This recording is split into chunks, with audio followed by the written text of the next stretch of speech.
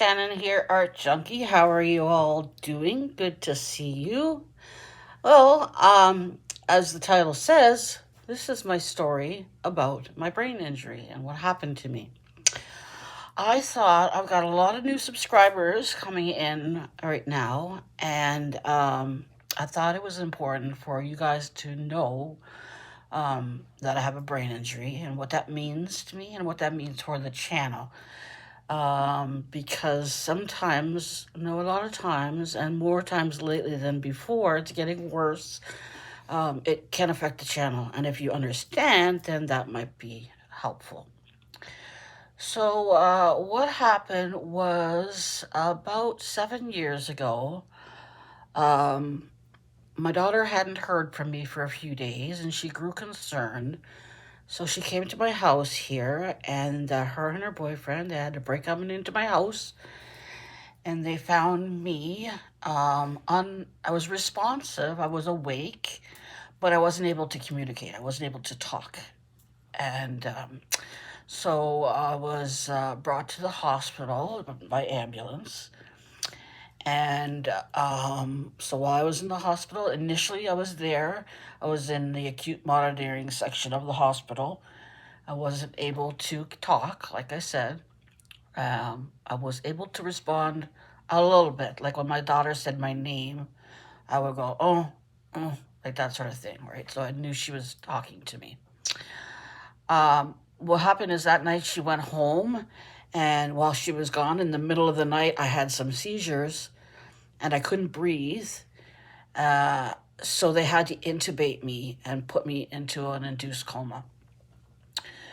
So that's what they did. They put me in a coma while they tried to assess what was going on with me, why this was happening.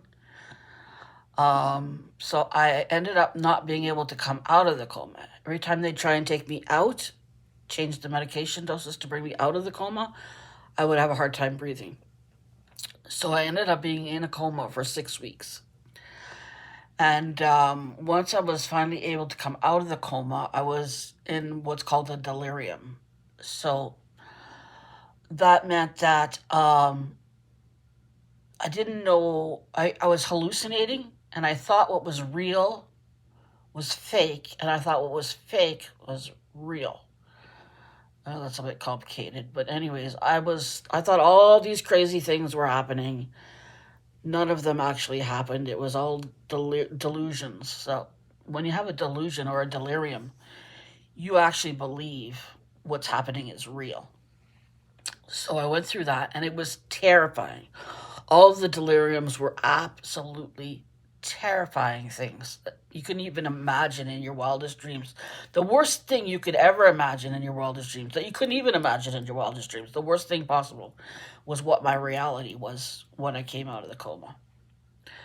So they weren't sure if I was ever going to come back to normal. So I went and I did the rehab and all that sort of stuff. And then after a few weeks, I came out of my deliriums and I came back to normal. It was a new normal. What happened was, because I had had those seizures in the beginning where I couldn't breathe, that had created a situation where my brain lacked oxygen, and that caused damage to my brain. So I have what is called an anoxic brain injury, and that means that I have my brain was injured because of lack of oxygen. It's the same as a physical brain injury. It affects my memory. Mine is affected by, I'm affected by my language is affected. I have what's called aphasia. Sometimes I have a hard time saying certain words, and I have a hard time remembering the name of things. That's what aphasia is. It's a hard time remembering the name of things. So I have a specific kind of see, this is part of it. I have a specific kind of aphasia that affects my language. I think it's called anomic aphasia. So I have a hard time remembering the names of people, places, things. So, Like, I might not remember this is a phone. So what I'll do is I'll say, oh, can you pass me that thing over there? You know, the thing we talk on each other with? So that's what I'll do. I'll say, oh, can you pass me that stuff? You know that stuff over there that I used when I make my stuff? And I'll use that stuff a lot. I'll say it like that a lot. Like, can you pass me that stuff over there that I use to clean my hands with? That's aphasia. You can't remember the actual name of the thing, but you can remember all the things around it and how you use it and what you use it for. But if there's another name for it, you're going to use stuff again or things. I use stuff and things a lot. The other thing that happens a lot is I do ums. So I'll be like, because I have, not only do I have a problem with the language, but I have a problem with my memory. So a lot of times when I'm umming, I'm taking time to try and remember the name of something.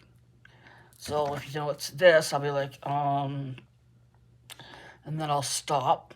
I'll go like this, and then I'll say phone. So that's what aphasia is, and that's what happens with me on my videos. So if you've seen that and you're wondering, like, what is going on with her, or she doesn't know what she's doing in terms of crochet, she doesn't know what she's doing. I do know what I'm doing in terms of crochet, but what you're seeing is the surroundings of the brain injury. Now, it would be a lot easier if I just didn't do videos. I just crocheted and just watched other people and did all that. But I was doing videos before this happened to me. I had an art channel before my coma. And then after my coma, I didn't do videos for a number of years. And then I came back. So I had to start over at the beginning, pretty much. So the other thing is my neurologist, my brain doctor, tells me it's very good for me to do videos. It's very good for me to create. It's very good for your brain to keep it active. I'm also on a specific medication for memory. It's an Alzheimer's medication, but they have it on me they have me on it for memory. So there's that too. So yeah, I have an anoxic brain injury with aphasia, and it's official. The other diagnosis is cognitive impairment, because there's impairment to my brain, impairment to my thinking. So that's what that's all about. So I hope you'll stick around and I hope you support me. I wanted to do this video so you guys would understand what's happening to me, what's involved with it. And then if you want, you can go and look it up and find out all the information if you want. If you don't, that's cool too. I just wanted you guys to know what was happening and why I am the way I am. And what my struggles are, because, you're my friends, and when new subscribers come, I don't know, go through the whole thing all over again. So I thought it'd be good to put a video out on my channel.